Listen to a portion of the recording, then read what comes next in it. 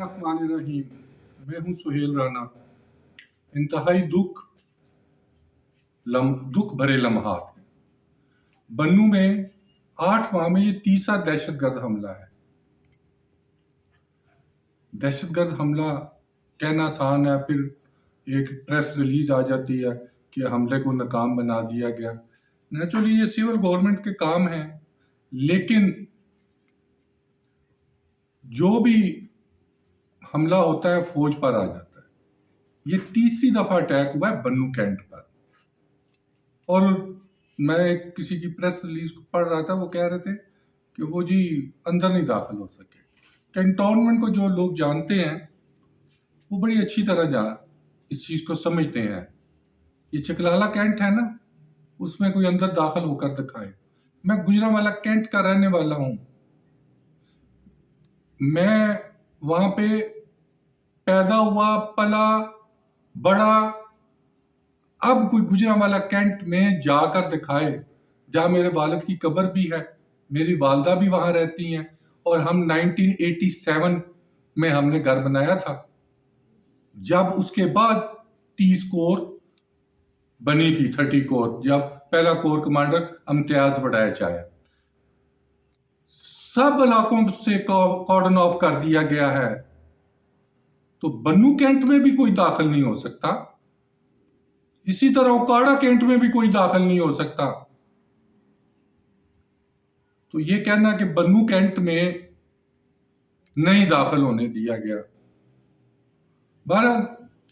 40 लोग शहीद हुए हैं और 100 के करीब जख्मी हैं।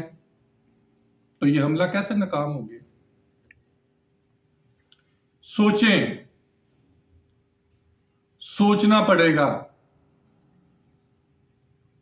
दूसरा जो है कि इमरान खान की कड़ाके निकल रहे हैं, कानों के कड़ाके निकल रहे हैं, कभी जबड़े के कड़ाके निकल रहे हैं, और 15-20 लोगों को एक जगह पे पॉइंट दे दिए और चला दिया। इस तरह अब कोई नहीं मानता, कोई कड़ाके नहीं निकल रहे। इमरान खान इज 100% फिट, और वो रहा हो जाएगा। ये लिख लें, बड़ा मुश्किल काम होगा। कहते हैं ना कि सबसे ज्यादा अजीज होता है वालिद आपका, वालदा आपकी। जब वो डेथ कर जाते हैं ना, तो जनाजे के बाद अगर कब्रिस्तान दूर होता है ना, तो मैयत की बस लाई जाती है और उस पे ले जाकर कब्र में उतारा जाता है। आप अपने वालिद और वालदा को इतनी देर कंधा नहीं देते, इस गंद को भी कंधा ना दें। डायरेक्ट हो चुकी है अवाम वर्सेस फोर्स। मैं नाम ले रहा हूं फोर्सेस आर्मी का, क्योंकि जितने वो जरा हैं वो कहते हैं जी हमें तो हुक्म उधर से ही आता है, पता नहीं किधर से इनको आता है। और जो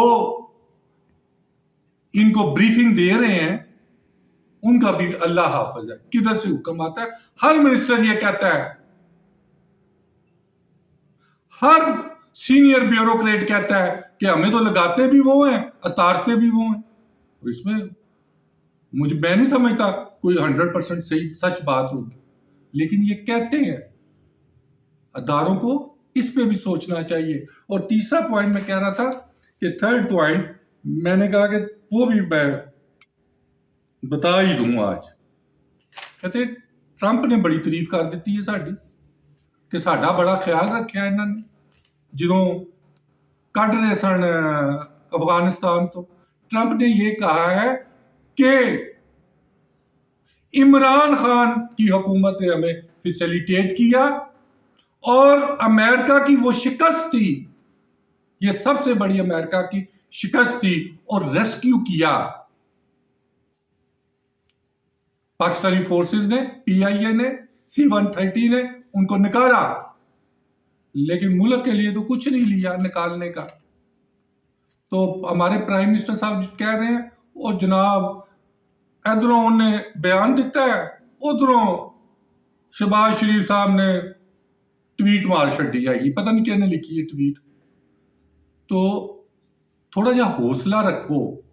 ट्रंप क्या करना चाह रहा, वो यूक्रेन का प्रेसिडेंट था ना, 101 بیٹھ کے کہتا ہے میں نہیں کرتا. 3 دنوں میں اس کو پتہ لگ گیا ہے, کہیں سے اس کو $1 نہیں ملا.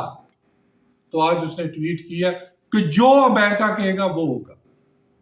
اینی تو ساڈی اوقات ہے گی. آگے چل کر یہ فیکٹ ہے کہ زرداری صاحب نواز شریف نو ملن گئے, نواز شریف نو ملن تو انکار کر دیتا. سٹنگ پریزیڈنٹ کو مسلم لیگ نون کے صدر میاں محمد نواز شریف نے ملنے سے انکار کیا. جو آنے والے دن ہے نا وہ بڑے کروشل ہیں. ہمارا یہ بارڈر بہت گرم ہو چکا ہے.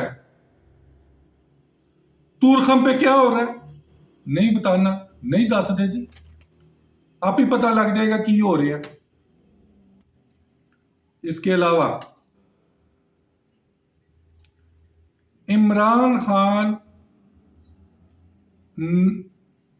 80 to 90% لوگوں کی نبض پر ہے.